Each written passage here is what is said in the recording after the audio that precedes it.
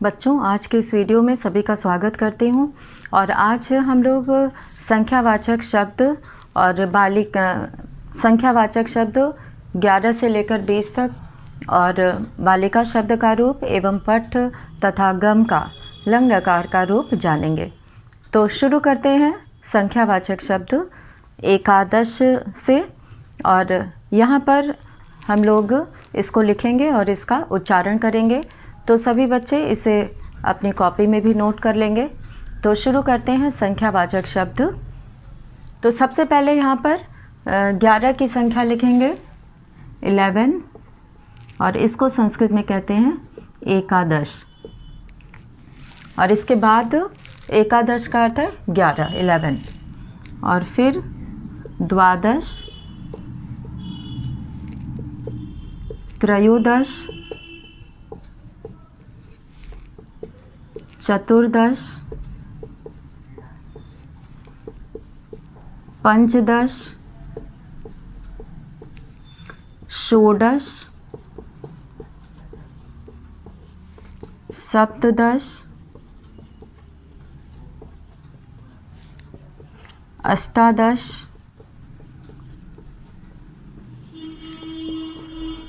अब इसके बाद है नवदश। इसको एकोनविंशति भी कहा जाता है। तो इसमें जो है इसे नवदश या एकोनविंशति, एकोन अर्थात एक कम, विंशति अर्थात 20। विंशति का अर्थ होता है 20। तो 20 में एक कम जो है वो यहाँ पर नवदश को कहते हैं। नवदश या एकोनविंशति, और 20 को कहेंगे विंशति। विंशति। तो यहाँ पर विंशति पद आ जाएगा। एकादश, द्वादश, त्रयोदश, चतुर्दश, पंचदश, षोडश, सप्तदश, अष्टादश, नवदश, विंशति या एकोनविंशति। तो एकोनविंशति को एक साथ लिखना है, एकोनविंशति है।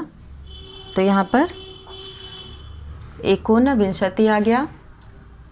11 को कहेंगे 11 को एकादश, 12 को द्वादश, 13 को त्रयोदश, 14 को चतुर्दश, 15 को पंचदश, 16 को षोडश, 17 को सप्तदश, 18 को अष्टादश, 19 को नवदश या एकोनविंशति, और 20 को विंशति।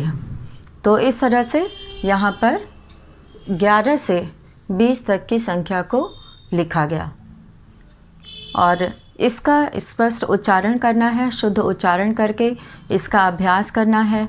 एकादश, द्वादश, त्रयोदश, चतुर्दश, पंचदश, षोडश, सप्तदश, अष्टादश, नवदश, एकोनविंशति, विंशति। तो यहाँ पे व के ऊपर ये अनुस्वार लगेगा, विंशति हो जाएगा। व के ऊपर यहाँ पे अनुस्वार लगेगा तो विंशति हो जाएगा। तो इस तरह से संस्कृत में संख्या 11 से 20 तक की इस तरह से लिखना है। ये नंबर यहाँ पे लिखा हुआ है और यहाँ पे संस्कृत में शब्द लिखा है। तो ये संख्यावाचक शब्द है, संख्यावाचक शब्द, और ये संख्या है। और इसे संस्कृत में शब्दों में किस तरह से कहेंगे ये यहाँ पर लिखा हुआ है। तो अब हम लोग यहाँ पर लिखेंगे बालिका शब्द का रूप। तो बालिका शब्द का रूप स्त्रीलिंग आकारांत है, और इसे हम लोग यहाँ पर पहले विभक्ति लिखेंगे, उसके बाद फिर वचन, एक वचन। 3 वचन होते हैं संस्कृत में, एक वचन, द्विवचन और बहुवचन। तो इस तरह से यहाँ पे अब हम लोग शब्द रूप के अंतर्गत लिखेंगे बालिका शब्द का रूप। तो यहाँ पे शब्द रूप बालिका, ये आकारांत पुल्लिंग है। और इसको लिखने के लिए सबसे पहले यहाँ पर विभक्ति हेडिंग डालेंगे, विभक्ति, फिर एक वचनम,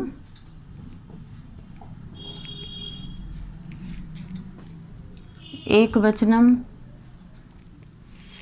एक वचनम और द्विवचनम और बहुवचनम यहाँ पर लिखना है। तो द्विवचनम और बहुवचनम। तो अब यहाँ पे बालिका शब्द का रूप है, तो यहाँ सबसे पहले प्रथमा विभक्ति का रूप लिखा जाता है। प्रथमा, द्वितीया, तृतीया, चतुर्थी, पंचमी, पंचमी विभक्ति, षष्ठी विभक्ति, सप्तमी विभक्ति और संबोधन।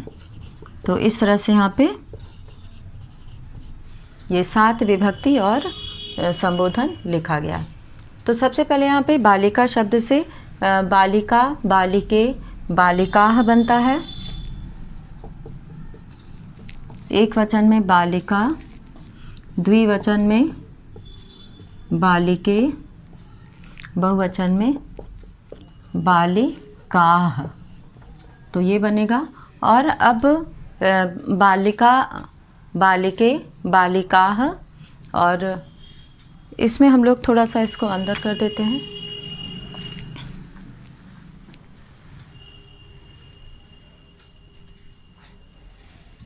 बहुवचनम,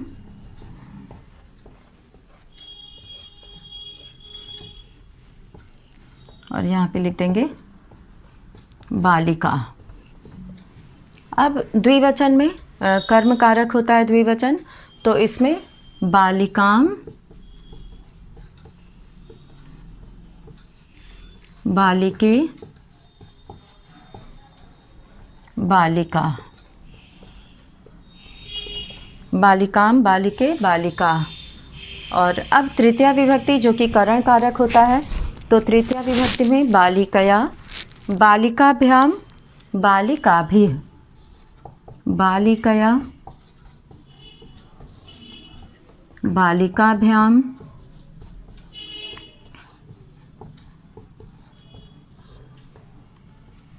बालिकाभिः। यहाँ पर बालिकाभिः ये हो गया। और अब चतुर्थी विभक्ति में यहाँ पर चतुर्थी विभक्ति संप्रदान कारक के लिए प्रयोग किया जाता है, और संप्रदान कारक का कारक चिन्ह होता है के लिए। तो यहाँ पे प्रथमा विभक्ति का प्रयोग कर्ता के लिए किया जाता है। जब एक वचन का कर्ता होता है तो एक वचन के कर्ता का प्रयोग करते हैं, जैसे कि बालिका एक लड़की। जब हमें 2 लड़कियों के लिए कहना है तो बालिके 2 लड़कियाँ, और जब 2 से अधिक के लिए कहना है तो बहुवचन का प्रयोग करेंगे बालिका। तो इसी तरह से यहाँ पे बालिकाम कर्म कारक के लिए प्रयोग किया गया है, बालिके, बालिका, बालिकया, बालिकाभ्याम, बालिकाभिः, बालिका यानी बालिका के द्वारा या बालिका से। तो इस अर्थ में इसका प्रयोग होता है, क्योंकि तृतीया विभक्ति करण कारक होता है और करण कारक का कारक चिन्ह होता है से, के द्वारा। तो अब इस तरह से यहाँ पे बालिकायै, बालिकाभ्याम आ जाएगा चतुर्थी विभक्ति संप्रदान कारक। बालिकायै, बालिकाभ्याम,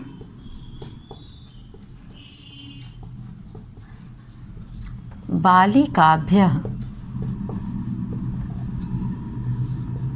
तो यहाँ पर बालिकाभ्यः जो है लिखा जाएगा।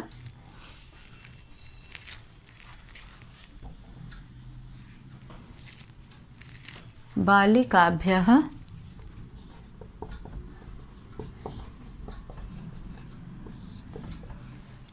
और अब यहाँ पे पंचमी और षष्ठी में, पंचमी विभक्ति अपादान कारक होता है और षष्ठी में जो है षष्ठी विभक्ति संबंध कारक होता है। तो पंचमी और षष्ठी में एक जैसा रूप बनता है, बालिकायाः, बालिकायाः एक वचन में, और द्विवचन में बालिकायाः,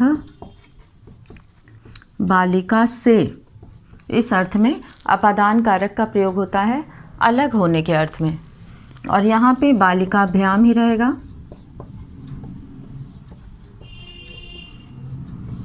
बालिकाभ्य, यहाँ पर बालिकाभ्य हो जाएगा। और षष्ठी विभक्ति में भी बालिकायाः ही रूप बनता है। बालिकायाः, बालिकयोः, बालिकयोः बालिका नाम, बालिका नाम। और अब सप्तमी विभक्ति में, सप्तमी विभक्ति में बालिकायाम हो जाएगा। बालिकयोः द्विवचन में रहेगा, बालिकायाम, बालिकयोः। षष्ठी विभक्ति और सप्तमी विभक्ति का द्विवचन एक जैसा ही रहता है, तो यहाँ पे बालिकयोः हो जाएगा। बालिकासु, यहाँ पर बालिकासु हो गया। और संबोधन में हे बालिके, आ की जगह पर ए हो जाएगा। संबोधन में कुछ परिवर्तन होता है, तो हे बालिके,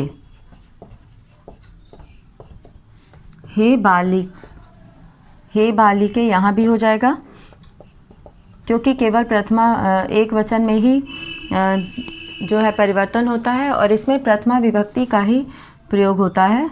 तो यहाँ पर केवल एक वचन में परिवर्तन होता है, आ की जगह पर ए की मात्रा लग जाती है।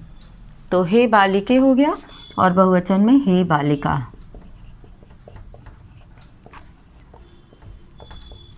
तो इस तरह से ये संबोधन का निशान यहाँ पे लगेगा। और अब यहाँ पर जैसे कि बालिकया, बालिका के द्वारा या बालिका से, तो जब एक बालिका के द्वारा होगा तो एक वचन का प्रयोग करेंगे, जब दो बालिका के द्वारा होगा तो द्विवचन का प्रयोग करेंगे, और जब अनेक बालिकाओं के द्वारा या बालिकाओं से होगा तो यहाँ पर बालिका भी का प्रयोग किया जाएगा। तो यहाँ पर चतुर्थी विभक्ति बालिकायै, बालिका के लिए, तो यहाँ पर बालिका के लिए का प्रयोग है। तो एक वचन में एक लड़की के लिए, एक बालिका के लिए एक वचन का प्रयोग करेंगे बालिकायै। और जब हमें बोलना होगा दो बालिकाओं के लिए तो बालिकाभ्याम का प्रयोग होगा द्विवचन का, और बहुवचन में बालिकाभ्यः। तो इस तरह से यहाँ पर वचन के अनुसार जिस तरह से हमें आवश्यकता होती है, जैसा कि हमें वाक्य में कहना है, तो उसी तरह से इसका प्रयोग भी किया जाता है। तो यहाँ पर षष्ठी विभक्ति बालिकायाः, बालिका का, के या की किसी भी का प्रयोग करते हैं वाक्य के अनुसार। और इसके बाद बालिकयोः, दो बालिकाओं का, के या की, और बहुत से लड़कियों का, बालिकाओं का। बालिकायाम, यहाँ पे बालिका पर या बालिका में, तो ये जब हमें कहना होता है तो सप्तमी विभक्ति इसको जो है अधिकरण कारक होता है। तो यहाँ पर अधिकरण कारक जो आधार होता है उसके लिए अधिकरण कारक का प्रयोग करते हैं, ये सप्तमी विभक्ति है। तो यहाँ पर बालिकायाम एक वचन में, बालिकयोः द्विवचन में और बालिकासु बहुवचन में प्रयोग होता है। बालिकाओं में, दो बालिकाओं में और एक बालिका में। और संबोधन में बुलाने के लिए प्रयोग करते हैं, तो हे बालिके, हे बालिके, हे बालिका। तो ये कर्ता के अनुसार एक वचन का है तो एक वचन का प्रयोग करेंगे, द्विवचन का है तो द्विवचन का प्रयोग करेंगे, और बहुवचन का है तो बहुवचन का प्रयोग किया जाएगा। तो इस तरह से यहाँ पर जो है बालिका शब्द का रूप हम लोगों ने लिखा, आकारांत स्त्रीलिंग पद है ये। और अब हम लोग यहाँ पर लिखेंगे धातु रूप। तो ये सभी बच्चे अपनी कॉपी में भी लिख लेंगे और इसे स्मरण करेंगे, याद करेंगे और लिखने का अभ्यास करेंगे। इसका प्रयोग बता दिया गया है कि किस तरह से इसका प्रयोग होता है। तो यहाँ पर हम लोग अब शुरू करेंगे धातु रूप। तो धातु रूप में हम लोग पठ और गम का लंग लकार का रूप करेंगे।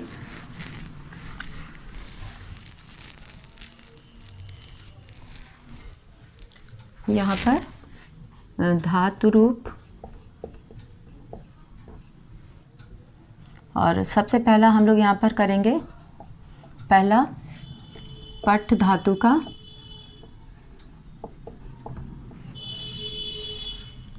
तो यहाँ पे पहला हम लोग लिखेंगे पठ धातु लंग लकार,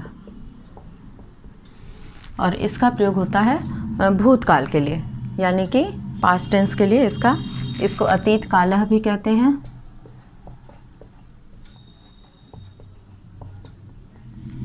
तो अतीत कालः यहाँ पर इसका प्रयोग होता है।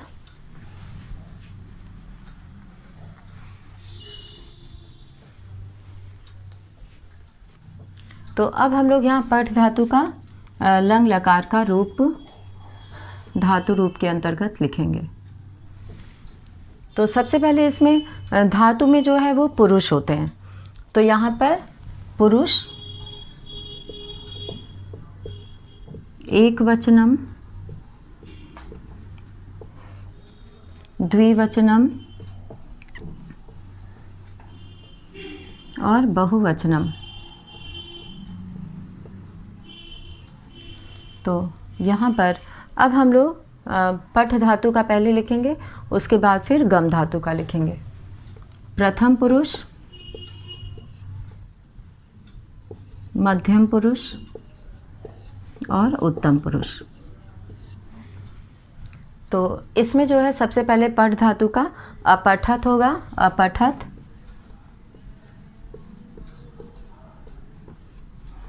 अपठताम, अपठन, बहुवचन में अपठन हो जाता है। अपठः, अपठतम, अपठत।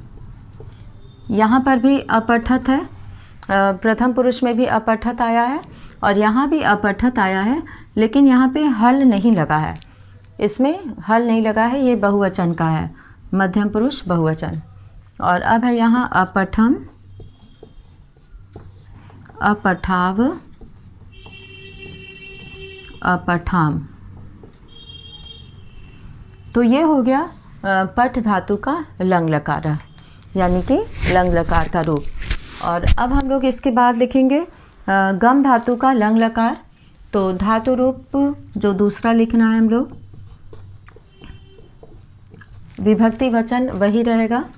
तो दूसरा है गम धातु,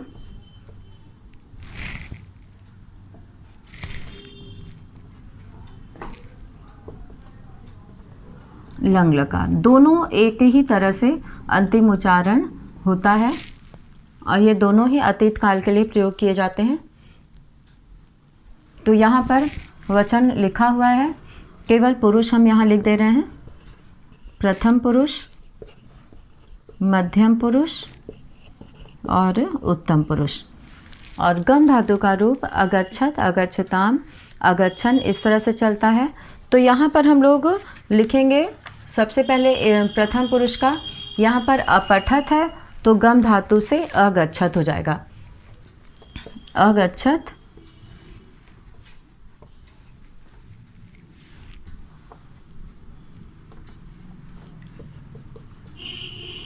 अगच्छत। एक वचन ऊपर लिखा हुआ है, तो ये सभी को पता है कि यहाँ पर वचन रहेगा। ये द्विवचन के नीचे हम लिख रहे हैं अगच्छताम और अगच्छन, बहुवचन के नीचे अगच्छन। और अब है मध्यम पुरुष में अपठः हो गया है, तो यहाँ पर हो जाएगा अगच्छः। तो इसमें जो है अगच्छः अगच्छताम, अगच्छन। उत्तम पुरुष में यहाँ पे अपठम, अपठाव, अपठाम है, तो गम धातु से जो है अगच्छम, अगच्छाव, अगच्छाम, अगच्छम, अगच्छाव, अगच्छाम।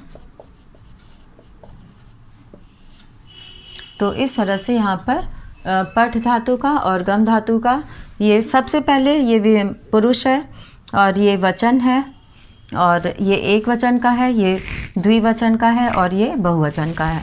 तो इस तरह से यहाँ पर ये बताया गया है। तो लंग लकार का प्रयोग अतीत काल के लिए, जैसे कि रामः अपठत, राम पढ़ा, बालकः अपठत, बालक पढ़ा। तो जब कर्ता एक वचन का होगा तो यहाँ पर जब क्रिया हो चुकी है तो इसका प्रयोग करते हैं लंग लकार का, और ये जो है अतीत काल का, भूतकाल का रूप होता है। तो अपठत यानी पढ़ा, जब दो होता है तो दो पढ़े, बालकौ अपठताम, दो बालक पढ़े, और बालकाः अपठन, बहुत से बालक पढ़े। तो यहाँ पे मध्यम पुरुष जो है वो जैसे त्वम का प्रयोग होता है, त्वम अपठः, तुम पढ़े, युवाम अपठतम, तुम दोनों पढ़े, यूयम अपठत, तुम सब पढ़े। तो यहाँ पे जहाँ क्रिया हो चुकी है तो वहाँ के लिए इसका प्रयोग किया जाता है। और अब है यहाँ पे उत्तम पुरुष में, उत्तम पुरुष जो है वो सर्वनाम शब्द अहम, आवाम, वयम आता है। अहम अपठम, मैं पढ़ा, आवाम अपठाओ, हम दोनों पढ़े, और वयम अपठाम, हम सब पढ़े। तो यहाँ पर एक वचन के कर्ता के लिए एक की संख्या में जब कर्ता होता है तो एक वचन का प्रयोग करते हैं, और जब द्विवचन का कर्ता होता है तो द्विवचन का प्रयोग करते हैं, और जब बहुवचन का होता है तो बहुवचन का प्रयोग किया जाता है। और अब हम लोग यहाँ पे समझेंगे गम धातु का रूप। गम जो है वो परिवर्तनीय धातु होती है। इसका जो है मूल धातु यहाँ पे गम है, लेकिन गच्छत जो है वो इसका रूप चलता है, गच्छति, गच्छता। जैसे पठ से अपठत हो गया है तो यहाँ पर अगच्छत हो गया है। तो गम धातु में अगच्छत, अगच्छताम, अगच्छन, यानी कि बालकः अगच्छत, बालक गया, एक बालक गया। यहाँ पे बालकः एक बालक के लिए प्रयोग किया जाता है। बालकौ अगच्छताम, दो बालक गए, या रामौ अगच्छताम, दो राम गए। बालकाः अगच्छन, बहुत से लड़के गए। तो यहाँ पे जाने के अर्थ में गम धातु का अर्थ होता है जाना, और पठ धातु का अर्थ होता है पढ़ना।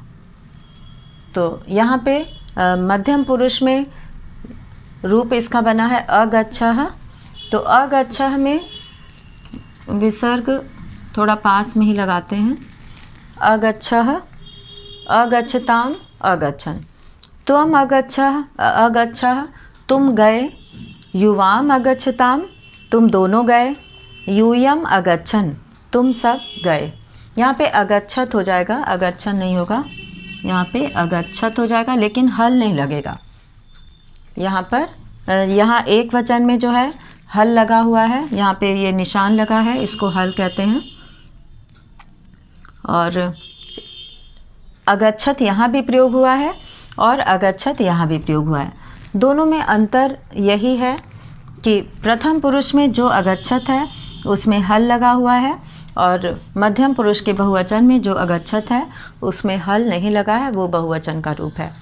तो जहाँ पे हम लोग अगर एक वचन का प्रयोग करना है प्रथम पुरुष में तो हल लगाकर इसे लिखेंगे, और जब मध्यम पुरुष बहुवचन में प्रयोग करना है यूयम अगच्छत, तुम सब गए, तो वहाँ पर अगच्छत लिख के हल नहीं लगाएंगे। अब है उत्तम पुरुष में। उत्तम पुरुष में हम लोग यहाँ पे देख रहे हैं अगच्छम लिखा हुआ है। अहम अगच्छम, मैं गया। आवाम अगच्छाव, हम दोनों गए। और वयम अगच्छाम, हम सब गए। तो यहाँ पे वयम के साथ अगच्छाम का प्रयोग करेंगे और अहम के साथ अगच्छम का प्रयोग करेंगे। अगच्छाव अगच्छाम। अब इसको एक साथ पढ़ने का अभ्यास करना होगा, तो शुद्ध उच्चारण के साथ इसको पढ़ना है। तो सबसे पहले हम लोग पठ धातु का रूप पढ़ेंगे। अपठत, अपठताम, अपठन। मध्यम पुरुष अपठः, अपठतम, अपठत। उत्तम पुरुष अपठम, अपठाव, अपठाम। अपठत, अपठताम, अपठन। अपठत, अपठताम, अपठन। अपठः, अपठतम, अपठत। त, ये पूरा त बोलना है क्योंकि इसमें अस्वर है, इसमें अस्वर नहीं है, ये व्यंजन है। यहाँ पे त जो है वो व्यंजन है, इसमें स्वर नहीं मिला है। और यहाँ पे जो त है इसमें अस्वर मिला हुआ है। तो इसलिए ये अपठत, अपठत, और इसको पढ़ेंगे अपठत। त को पूरा पढ़ेंगे अपठत। तो ये उच्चारण अगर हम लोग ध्यान देंगे तो उच्चारण की वजह से ये पता चलेगा कि हम हल वाला अपठत बोल रहे हैं या बिना हल के अपठत बोल रहे हैं। तो इस तरह से यहाँ पर अपठम, अपठाव, अपठाम, तो इसका प्रयोग होगा। और अब है यहाँ पे अगच्छत, अगच्छताम, अगच्छन। अगच्छत, अगच्छताम, अगच्छन। अगच्छः, अगच्छताम, अगच्छत। अगच्छत, अगच्छत, अगच्छत, अगच्छत। इसको पढ़ेंगे अगच्छत और इसको पढ़ेंगे अगच्छत। और मध्यम पुरुष में हो जाएगा अगच्छः, अगच्छताम, अगच्छत। उत्तम पुरुष में होगा अगच्छम, अगच्छाव, अगच्छाम। तो इस तरह से ये दोनों धातु रूप हैं और शब्द रूप बालिका का हुआ। तो शब्द रूप का प्रयोग जो है वो विभक्ति जो कारक होते हैं, संस्कृत की ये विशेषता है कि कारक शब्दों में ही होता है। अलग से कोई भी शब्द कारक चिन्ह के लिए नहीं प्रयोग किया जाता है। जैसे कि हिंदी में होता है कि बालक के लिए, राम को, यहाँ पे अलग से को लिखा जाता है और के लिए 3 शब्द का प्रयोग किया जाता है। चतुर्थी विभक्ति जो है संप्रदान कारक जो होता है उसमें के लिए, राम के लिए 3 शब्द का प्रयोग होता है। लेकिन यहाँ पर संस्कृत में केवल 1 शब्द का प्रयोग होता है, रामाय। रामाय का अर्थ है राम के लिए। यहाँ पर चतुर्थी विभक्ति का प्रयोग है रामाय। तो ये संस्कृत की विशेषता है कि इसमें जो है शब्दों में ही विभक्ति होती है, इसलिए शब्द को कहीं भी लिखा जाए तो उसका अर्थ परिवर्तन नहीं होता है।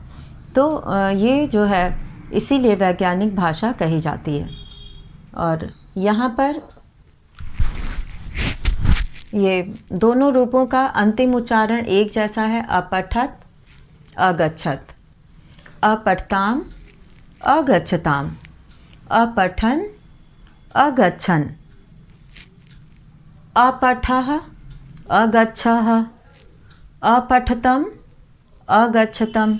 यहाँ पे अगच्छतम हो जाएगा, अगच्छतम, अगच्छत, अगच्छतम। अगच्छत, अगच्छतम। अपठत, अगच्छत। अपठम, अपठम, अगच्छम। अपठाव, अगच्छाव। अपठाम, अगच्छाम। तो ये दोनों ही रूप अगर देखा जाए तो दोनों ही रूपों में अंतिम उच्चारण एक जैसा दिखाई देता है। तो यहाँ पर शुरू का पद, शुरू का जो है वर्ण बदलता है यहाँ पर, और अंतिम उच्चारण एक जैसा ही होता है। तो एक रूप याद कर लेने पर दूसरा आसानी से याद हो जाता है, और एक रूप अगर आता है लिखने तो दूसरा रूप भी आसानी से लिखा जा सकता है। तो इस तरह से आज हम लोगों ने 11 से 20 तक की संस्कृत संख्या शब्दों में लिखना सीखा। 11 से एकादश, द्वादश, त्रयोदश, चतुर्दश, पंचदश, षोडश, सप्तदश, अष्टादश, नवदश, नवदश को एकोनविंशति भी कहा जाता है और 20 को कहते हैं विंशति। और इसी तरह से यहाँ पर हम लोगों ने बालिका शब्द का रूप जाना। तो आज हम लोग शब्द रूप, धातु रूप और संख्या। यहाँ पे धातु रूप में हम लोगों ने पठ धातु का लंग लकार जो अतीत काल का रूप होता है, लंग लकार जो है ये अतीत काल का, अतीत काल के लिए इसे प्रयोग किया जाता है। और इसका हम लोगों ने 2 शब्दों का, जो पठ धातु है, मूल धातु पठ है, पठ का अर्थ होता है पढ़ना, और गम धातु है जिसका अर्थ होता है जाना। तो यहाँ पे गम का अर्थ है जाना, तो गम का अर्थ होता है जाना और पठ का अर्थ होता है पढ़ना। तो इस तरह से हम लोगों ने ये 11 से 20 तक की संस्कृत संख्या और बालिका शब्द का रूप और पठ और गम धातु का लंग लकार का रूप हम लोगों ने यहाँ पर पूरा किया। तो सभी बच्चे इसे अच्छे से शुद्ध उच्चारण के साथ पढ़ने का अभ्यास करेंगे और इसे अपनी कॉपी में भी लिखेंगे, संस्कृत की उत्तर पुस्तिका में लिखेंगे और उसे पढ़ने का अभ्यास करेंगे। तो आज के इस वीडियो में हम लोग इतना ही करेंगे। तो सभी बच्चों को धन्यवाद।